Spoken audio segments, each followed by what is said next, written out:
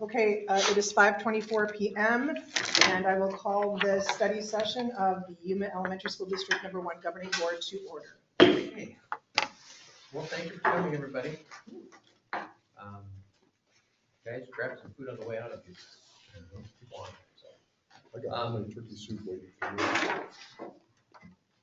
So I'm going to go over the board goals and get a feel for you to ask questions along the way or at the end. If I don't have the answer at the tip of my tongue, then I'll get back with everybody on it. So in June, we got together and set goals on a Saturday. And we had the same categories of goals, so we tweaked them a little bit. We had a student achievement goal, a facilities goal, and an engagement goal. Tonight's is gonna go a little quicker than last year, because last year I had 11 facility slides. This year I have 2.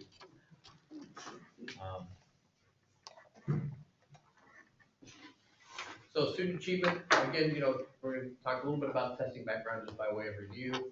I'm gonna share a little bit about our data as well. Last year I gave you a little rundown on kind of what a typical kindergartner or typical kindergarten class looks like when it comes in, and some of the challenges that we have, bringing them up to speed. Then we'll go into some Galileo testing results and update on our math curriculum process. So you can see that Galileo is given to students in grades 3 through 8, and it's benchmarked and modeled after the state test. So it's benchmarked to measure the same standards at the same levels that the state test measures, and the questions are written to reflect the format of the state test. And they have a pretty good correlation, although not perfect. There are years where principals are like, now, wait a minute, they get their AASA scores in May, and they're like, this doesn't reflect what, they do a pretty good job. And they allow our, after benchmark 2, which is what we just finished, they allow our principals and teachers to break down the data and look at our kids that are minimally proficient, partially proficient. How do we, where are they struggling? How can we approach the second semester to try to bring those kids up? The students are scored based on the 4 proficiency levels that match the state testing, and then the 4 tests that they take are language arts, math, science, and the 3 tests: language arts, math, and science. So this year we got some, we've had some growth in some of our special populations, and this year, as of about a month ago, our special education population is 19% of our total population. So about 1 in 5 of our students, we have over 1,600 students with special needs. Can I ask a question? Is that indicative of the state and national? Because in 30 years of education, it was 10 to 11%. 10 to 11, yes. 19, is that, so do we know that just our district, or is that all over? It's all over.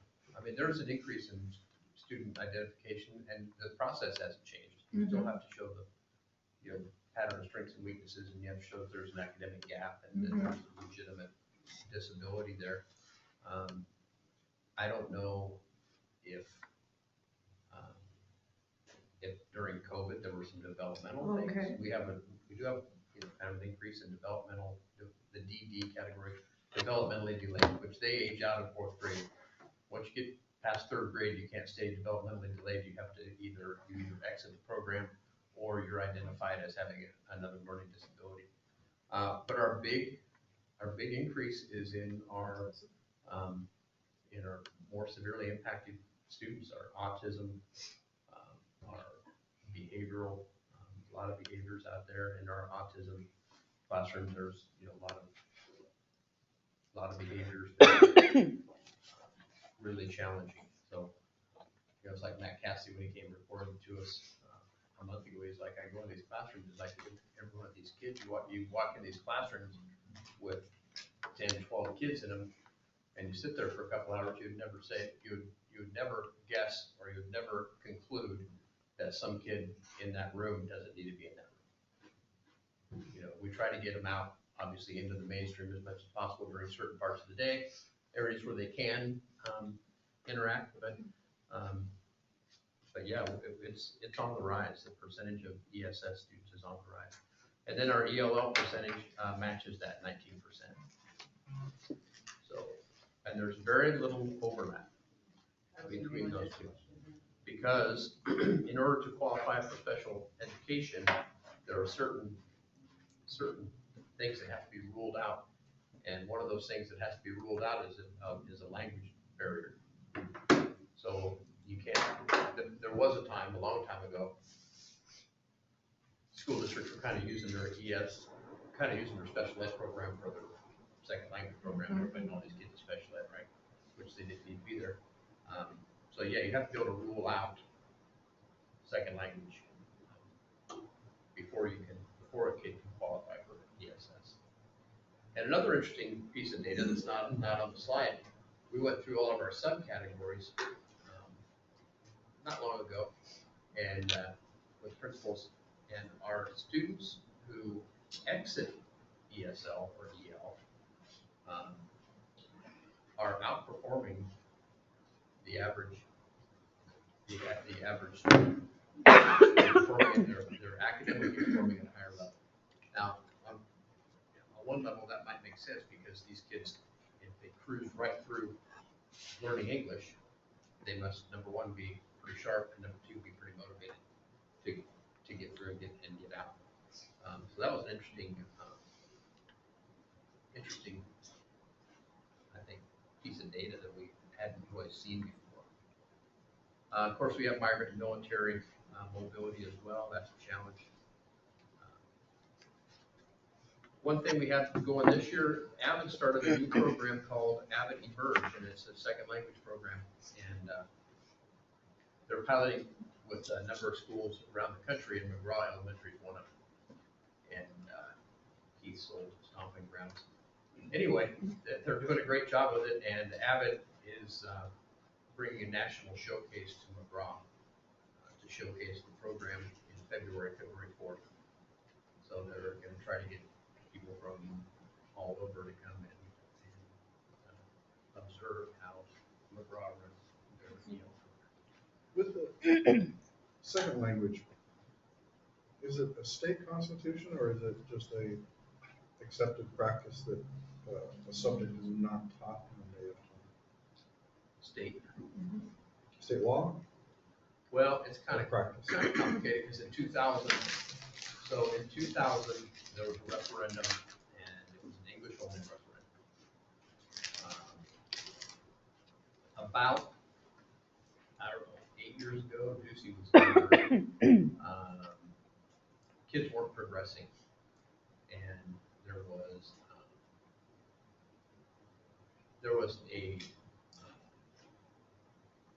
provision where if you had if you were below a certain number of students in a grade band, you didn't have to put them in the ELL program. You could give what they call an individualized language learning program, an ILP. And I know a lot of this because my wife was on that. She did that, and she got recognized as a state board, kind of like having great results. And it came out that systematically kids who were on ILLPs and maybe had 2 English classes but didn't have a 4-hour block were progressing faster and exiting faster. So that's when Ducey asked somebody who I can't remember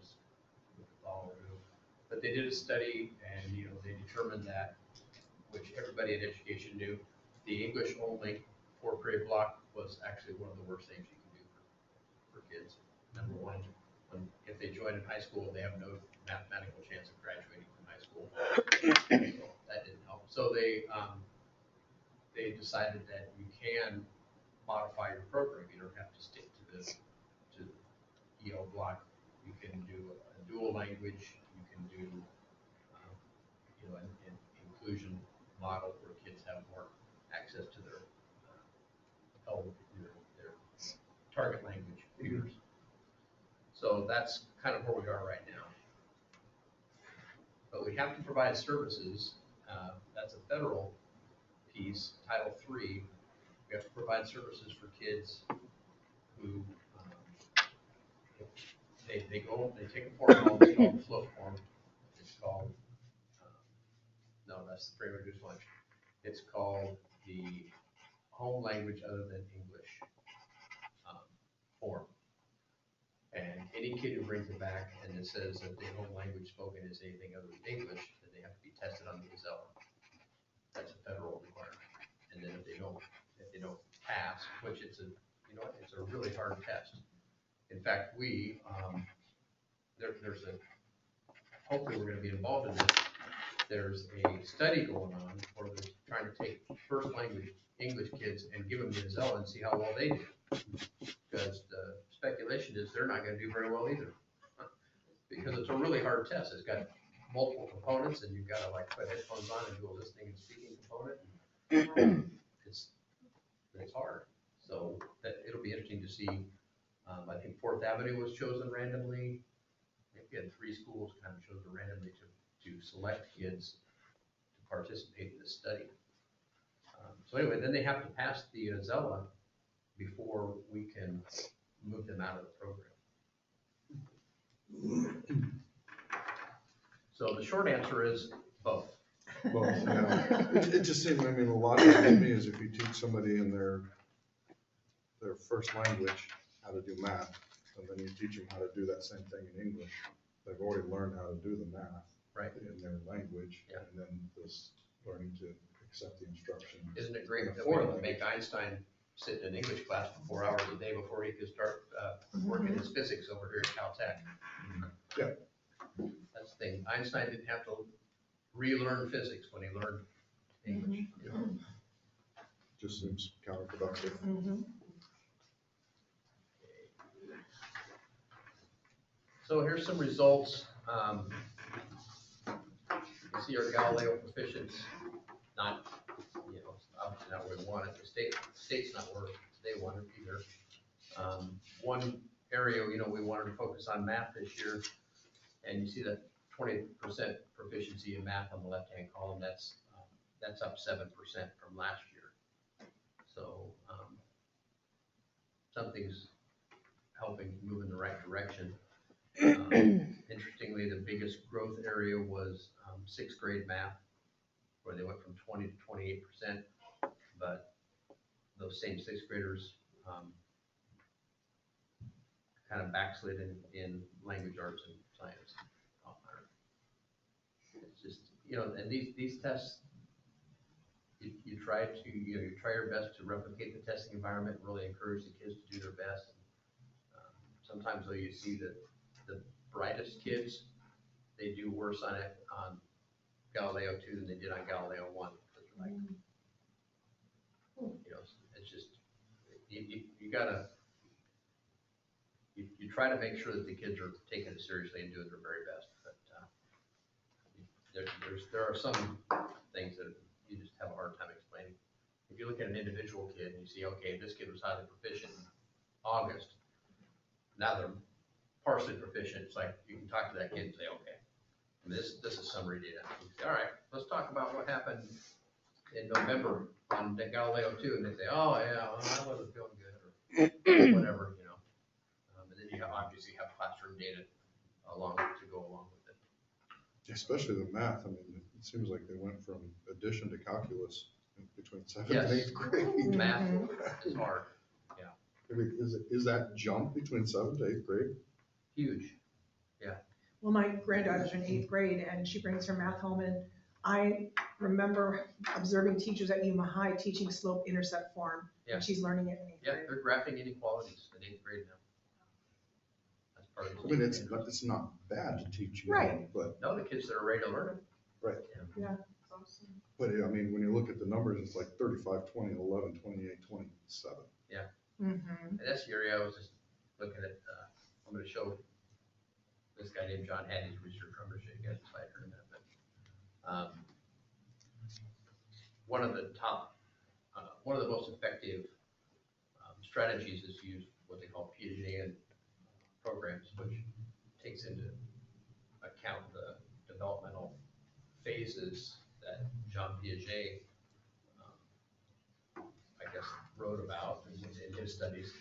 And at about 12, kids start to cross over from from concrete operational into formal operational. So that whole middle school, and it might be about 12, it might be 10, it might be 15, it might be 20 before somebody really starts being able to think abstractly. And the 8th grade math becomes super abstract. And a lot of those kids may not be developmentally ready for it, but that's what the standards are.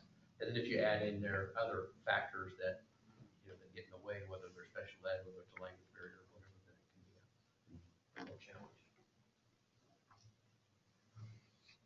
Okay, any questions on this slide?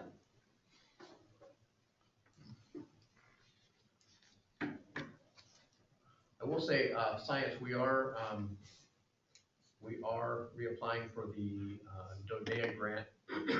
We have 2 DODEA grants that kind of roll, and the most recent one is math heavy, so we have a lot of math training, so that may have helped too. The older one that's going to become due is science heavy. We have science cadres that get training from the Arizona State Science Center and from the state of Arizona, and we do a lot of PD around science. We're writing for that to get that renewed, and we think that we'll qualify for that again. Okay, this is just similar data presented a little bit differently. You can see we had 5,575 kids take the ELA test, 5699 on the math, 5663 on science. That's all a function, the disparity there was a function of how many kids were in school that day.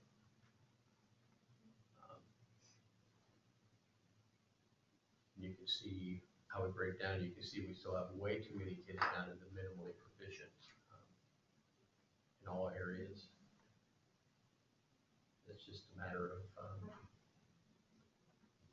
student supports and small group instruction and monitoring kids' progress and one-on-one working with kids. That's where those paraprofessionals with Title I budget really come in, really become a big help. And over on the right, we talk about kids meeting expected growth. Last year, I showed you guys some slides where it shows like what a proficiency level is. So at Galileo 1, proficiency levels here, maybe the kids are here. Galileo 2, the proficiency levels there, and the kids are here. So we look at expected growth. In other words, is the kid growing at the rate that they're expected to grow? Because the target changes. The target changes, so their proficiency may not improve, but they're still growing at that rate. Obviously, in order for your proficiency to improve, you have to outgrow the rate. You have to grow faster than the rate. So you can see we still are about right at 50% of our students meeting expected growth. So we need to just keep working on that. But again, we have 38% of our students that either have ELL or special needs. So I want to show you guys. So one of the things, our main focus this year is on rigor in the classroom, and we're calling it Insist on Rigor. And we're working with schools, and teams of teachers are working together.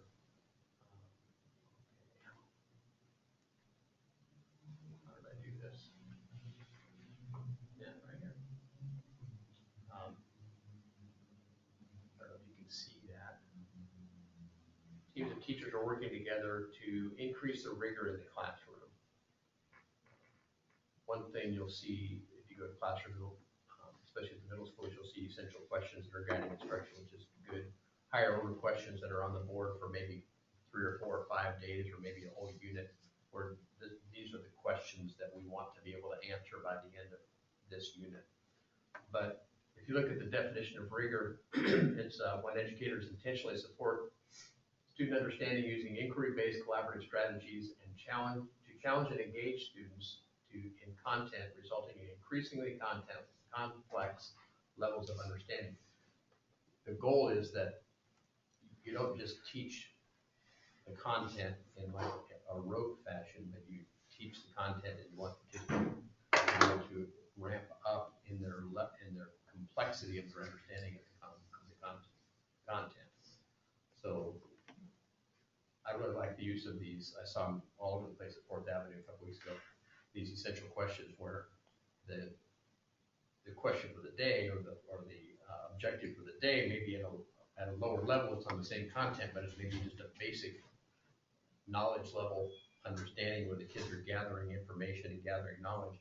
The next level, maybe they're comparing it to a different piece of writing or whatever, and then eventually they're ramping up to where they're taking a more global view of it or applying it to a different situation, all within the same content. So that's what we're trying to do, and it's there's 5 components to it, going through, or 6. We've done our first round of just kind of spot walkthroughs, because one thing we're trying to do is test our instrument too, to make sure that what we're looking for is doable, logical. So this is teacher data. Teacher data. So yeah, we'll do another couple walkthroughs during the course of the year to see how teachers are doing it at raising the rigor. Because one of the things that keeps kids down is when you keep the instruction at a level that's below the expectation. So a kid then can master based on the instruction that's in the classroom. They can master the lower expectation. Then when it comes time to do the test, they don't measure up. So that's our primary focus this year instructionally. And it's informed by the research of this guy named John Hattie. Have you heard of him? Besides Faith? So John Hattie, over the course of, I don't know, a few decades, has done meta-research. In other words, he doesn't do the research himself, he gathers all the research together. And he's combined probably thousands of research studies. And he's come up with now, it was about 150, now 252 influences. and he rates them by effect size. And an effect size of 1 is if a teacher regularly and with fidelity does this strategy,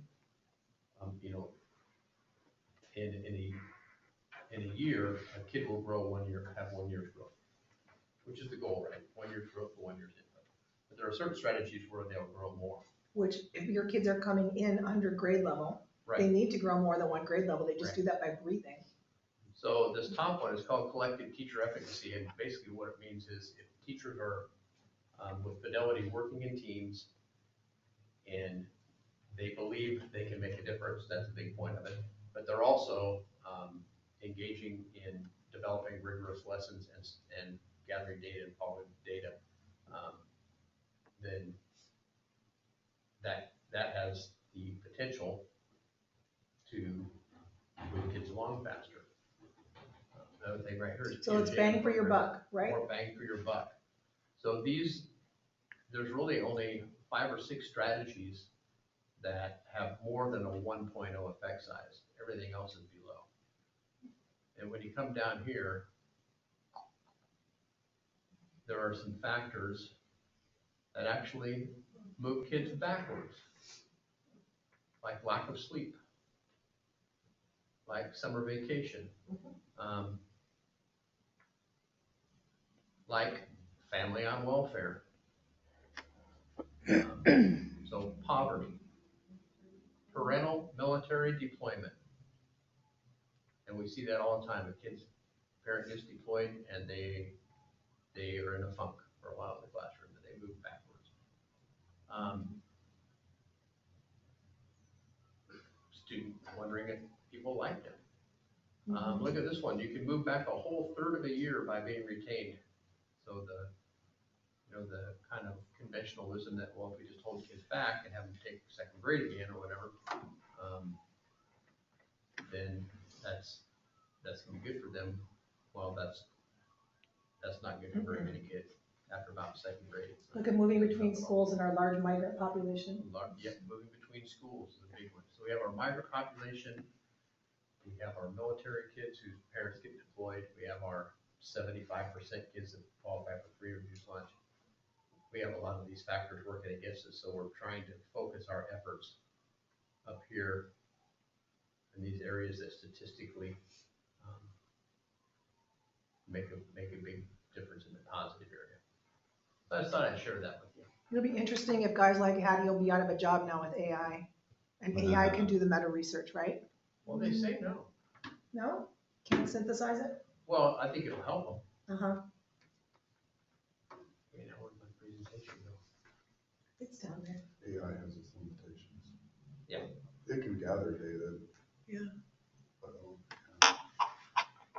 put it in charts like that. If I could teach a class, if I could learn to teach a class, I digress. It would be about how to write a great AI prompt. You talked about this 2 years ago already. I love AI. Was it Wordly? One of the AI programs? Was it Wordly? That was a good program. You have to have the prompt, or you have to have the paper put into it to do it good, which is the upside to it. At work, we use Alfred. Alfred. Like Batman's butler. I use it for all my reviews. Works great. My employee reviews I have to do. It's not on the bottom coach. No. Anytime you have to write something where it's a whole lot of words, but it's one general meaning, like you did really good, you need all the fluff, Yeah, AI. perfect. Yeah, made it easy. Well, It won't make schedules. Try to do a schedule. Give 5 people 40 hours a week, open 7 days a week, out to these hours. And it goes through, I went through it 10 times, no, that's wrong. Somebody works 2 days, 8-hour days. Let's just follow along on our paper.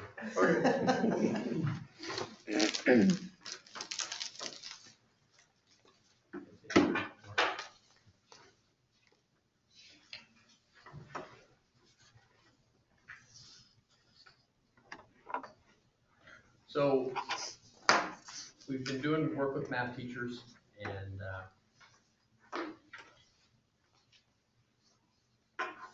no curriculum is a magic bullet, but we've been asking teachers to evaluate the current math program, which is Zern. We use Zern as our core math. And you can see, so there's a pie chart there. We had 151 teachers respond after going through some meetings, and you can see that about 65% of them think it's time to change curriculum. So we're in the process of exploring options. Dwayne's done some research, and these are the top 10 math curriculums that are used nationally in order. So Eureka Math is used more than any other. It used to be called Engage New York. And then you can see Zern is number 10. And it's interesting because I didn't know this, but there's a lot of places that really don't use a core math curriculum. Either teachers get together and put together their own units, or there are some states that have just their own state curriculum, and everybody uses that. And that's, the state, like Texas is an example. They have their state standards, and they have the curriculum that goes along with it. That's nice. That's what you take. So anyway, we're going to be doing some investigation and some study on the different curriculums and some presentations, and see if we're not in a position to make a recommendation to go with a different curriculum for math. Like a to recommend a suggestion on that is, I know each one of these come with a price tag, right? Yes, Just want to make sure that one of the ones in the top isn't just the cheapest one, but well, Good that's why point. we have schools, Zern. districts can, well. Zern's the cheapest one. Right, and if these are, Yeah. I mean, if these are in order and priced accordingly, then that will speak Right. volumes to the effectiveness of the districts are willing to pay the extra money. Right. You don't necessarily want the lowest bid. Right. And I've I seen did it enough too. government stuff. Good point. I I've, remember it was with the astronauts that, it's a little unnerving sitting there on the launch pad. right, You're surrounded with a whole bunch of systems that were put together by the lowest bidder. Technically adequate, lowest bid. Anytime you want to use. what's our timeline on that, on the map? Well, it'd be nice to get a recommendation this spring so we could start Mm-hmm. in the fall. Right. That takes time for the teachers and the coaches to Right. onboard it. Okay, the next one is facilities. So the bond did not pass. So now what? Well, we're gonna continue our furniture refresh. That's one way that we can ensure that from a facility standpoint, our kids have equitable, at least equitable furniture. And we're doing some carpet. Right now, we're replacing some carpet. Some classrooms that are really worn out. State Facilities Board won't replace carpet unless it's health hazard, trip hazard, or like moldy or something. So, water damage. Even with water damage, if it doesn't mold, they won't replace it. You can clean it. So number two, the district, we're going to, for furniture, we're still trying to do 3 schools a year. So that means over the course of 6 years, we will have had, all of our schools have new furniture. And that's already been budgeted out. Yes. Yes. So district administration will bring forward information and data for the board to consider. So some of the information we're gonna bring forward, especially with the mostly new board, just basic SFB information about square footage formulas, about the school renewal, building renewal process, about invisible space and what that means.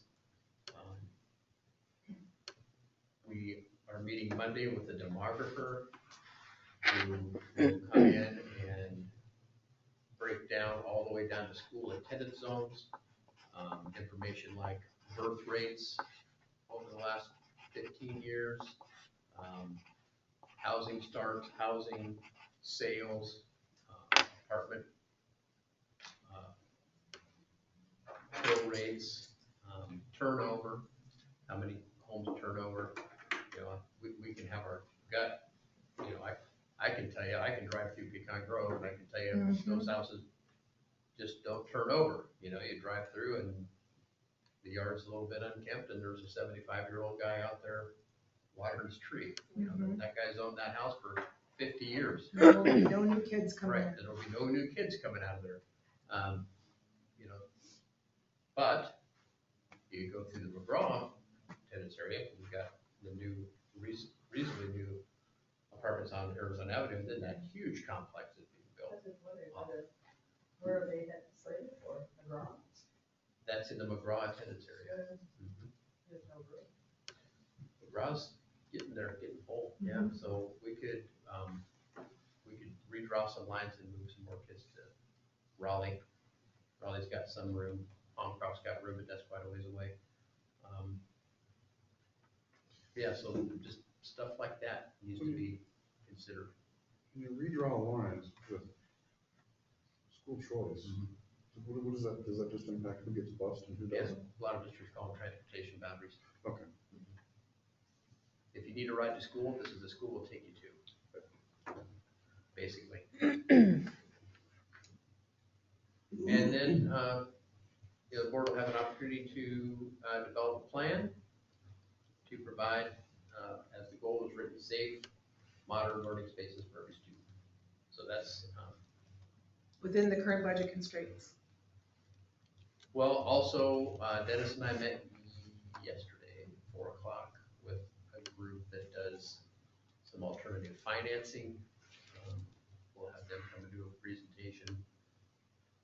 I'm just a little leery about alternative financing.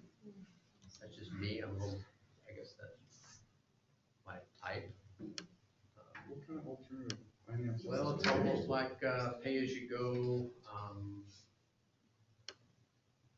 almost like a lease purchase of facilities projects, Like a mortgage? like a mortgage.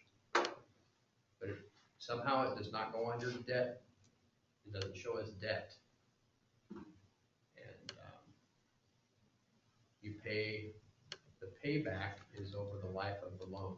And it's this company that's got like JP Morgan Chase, it's got all these like capital, what do they call those kind of companies? They just deal in capital.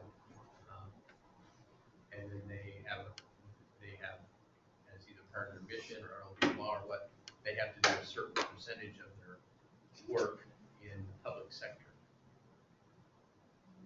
So they do like some utilities, because even though a lot of utilities are privately owned, they're public good.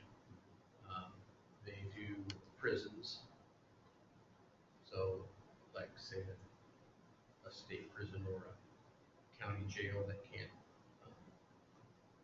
float the bond to build their jail or whatever and then with the schools that have either are at or near their bonding capacity or haven't been able to pass a bond and need an alternative way to do things, or both. Maybe there's certain things in the bond that were not appealing to people, to voters. Question, did the bond committee, the people who carried the bond, who put it out there, they kind of study and look at the reasons why this particular bond in our district didn't pass? We're going to, we have a meeting scheduled. We'll go back through. We'll see. I think the demographer, I have more to say than about this, but I don't know that we're ever gonna pass a bond. We don't promise that goes to school. We've got to get people in the foothills to vote. And they aren't gonna vote. Well, I'm disappointed. I feel like the board, maybe we could have done more to publicly come out in favor of the bond.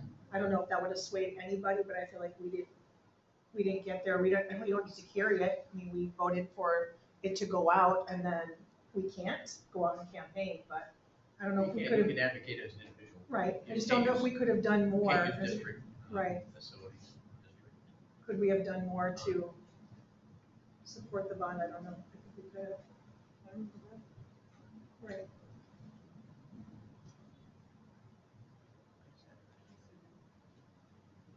I found it. Wherever you left it. Right where I left it. So, When the pressure's on, I get all. so your next steps will recommend, the board study the issue of funding Yeah, and I mean, supporting the our fact is too, buildings.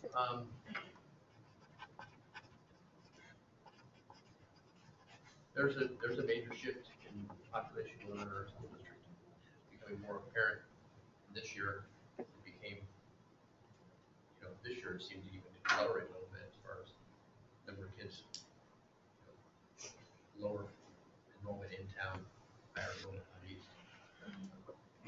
So there might have to be some consolidation in town. That's something that is a challenging process. Wow. Like when GHAM went, Yeah, so, the question was, well, why go to Ham? right. Well, they got some recommendations based on some data from some third-party consultants that said that, here's why this would be a better way to close than. You'll know more when you get your demographics report. Yep.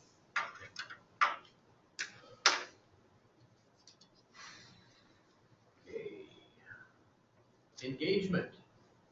Look at that Roosevelt tiger right there.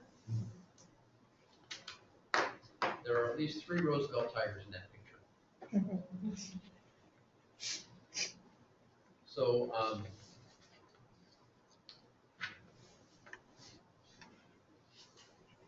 we have had a good year so far as community engagement, parent engagement. Since July, we've doubled our attendance at community events. Engaged with more than 1,100 community members, and those are some of the big ones there.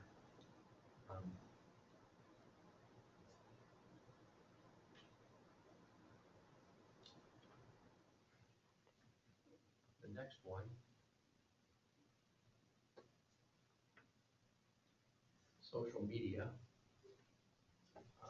We have 6,760 followers. That's a 10% increase from last year, and 9.7% increase in Instagram. That's the big deal now, I guess.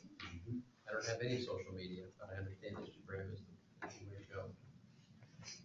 So we continue to gain followers on Facebook and on Instagram. A lot of parents are out there on there. So that's a good thing. And then Student enrollment, what's that? we're at 8,000. We're just, with preschool and everything, we're about right at 9,000. Right, We're like 9,000. 87, 86, 90. What, do you know off the top of your head, what percentage of students have a sibling? 25%, 40%? I don't know that. You thinking how many families do we That have? might be something. How many of the 6,700 do we have close to 90% of a parent following on Facebook? Maybe. If 25% of the kids have a sibling. I'm going to show you a slide here in a minute that talks about Parent Square, which is so much better than Blackboard Connect. It's not even funny. So here's our community newsletter. The average number of viewers is increased every year, and you can see that on the right-hand side, that's a 34% increase of people who read our community newsletter. And one thing is, changed the format a little bit. It was kind of longer, like 3-minute clips. Now she's got like little, what do they call them? Reels. They're just like maybe 10, 15-second clips that, multiple ones on the same, with music behind it and everything. And it seems like it's garnering better engagement. And then this year we moved to Parent Square because Blackboard Connect was going away. January, it's gone. And you can see that 97% of our parents selected to receive the text messages from their school or the district. And I get them, I'm not a parent. But, like, here's a reminder of the Gila Vista Family Math Night tonight. And I can click on the link, and there's the Gila Vista Parent Square page, and it's got a banner reminder for family math night tonight. It's got resources, it's got a homepage, it's got all the different activities that are going on. So the fact that 97% of our parents, number one, have signed up, and the fact that we can really push out a lot more content than we could with Blackboard Connect, we're really getting a lot better engagement. And our transportation uses it too. So I get texts every morning. Bus T22 for Ron Watson is running 15 minutes late. And every parent whose kid rides bus T22 gets that text. It's pretty slick. Yeah, we need to change the bus route. Makes me late to work on Tuesday. If I don't leave 25 after, catch the daggone bus at the river and Laguna Dam Road, 27 kids get on that bus. And I'm gonna sit there waiting. I'll tell you what, too. But I will say that the bus driver, I appreciate the bus driver on that route, because they go 50, and there's farm equipment and all kinds of muddy equipment running down that road, and they're good. They're safe. Yeah, that's why it makes me late to work. Yeah, and we had Ron do a study a couple of years ago. We had about 150 people running the bus stop sign a day Mhm. Going Wow. around the buses. Yep. Oh, my God. with the stop sign out. And we were asking bus drivers to film it and take Mhm. pictures, and the police said there really wasn't anything they could do about it unless they see it happen. So we this was a couple years ago, we put out a campaign to everybody, you know, watch. It's just, people are, Impatient. I don't know, Quick fix. Put a sign on the back. Cameras installed, do not pass. yeah, That would stop 50% of them. so you can see some numbers up there, this year so far. We've had 1,452 posts from schools, 17,750 direct messages, that's from teachers to parents. And then 398 smart alerts, that's anything about something that's important. Maybe the AC went out at this school and we may have to cut kids loose early this afternoon, or, you know, something like that. Or we're in a shelter in place because there's an activity going on, police informants of there's, you know, a warrant they're serving in the neighborhood or whatever.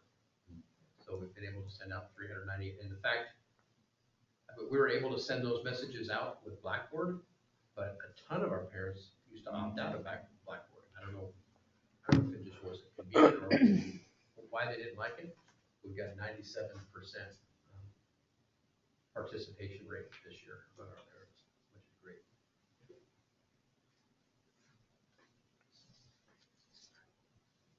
Okay, that's what I have. 40 minutes. We started at 24.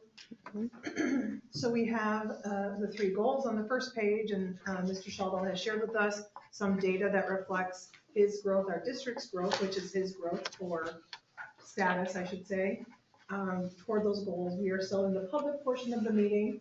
Is there any questions that we have right now regarding the data that he's presented that you want us to get to and make sure we publicly address?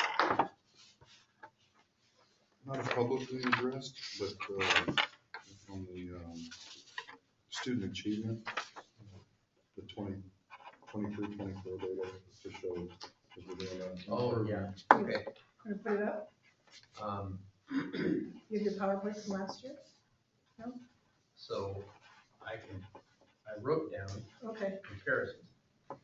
So if you look at LAO 2, The page are on. page 3. Three, bottom, got it. yeah, it's the top slide. So third grade, ELA, 25% was up 2 in 2023. Math, third grade, 35% was down 1. And science, 22% was down 3.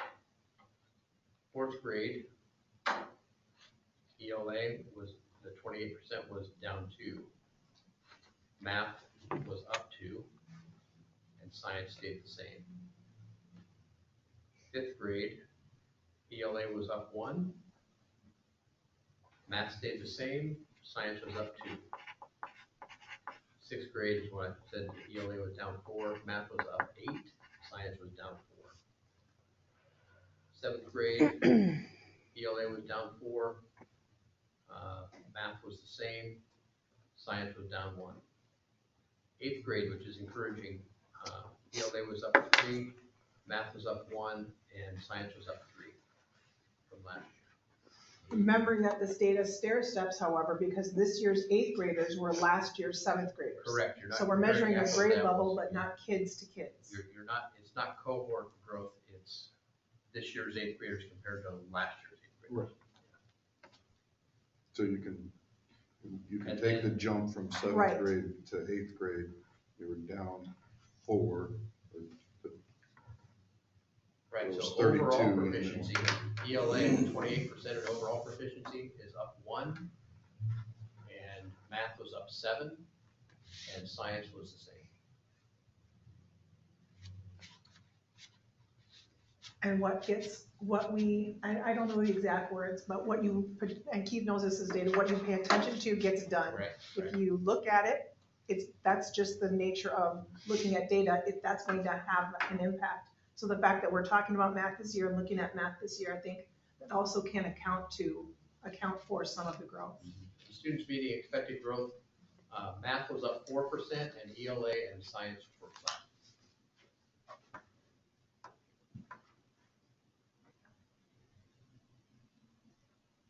So overall, math, you know, we have, at least at the midway point, demonstrated improvement in math this year with our focus area. Any other questions that you would want to make sure, I guess, end up on the public record, or you feel like are appropriate for right now? If not, then I move that we move to executive session. I'll take a second. Second. It's been moved by Mrs. Klosstrike and seconded by Mr. Guyer. Is there any discussion about that? Okay, all those in favor say aye. Aye. Aye, opposed. Motion carries at 6:15 PM. I move that we move out of executive session. Second. It's been moved by Mrs. Klosstrike, seconded by Mr. Ware to move out of executive session. Is there any discussion? There being none, let's vote. All those in favor say aye. Aye. Opposed?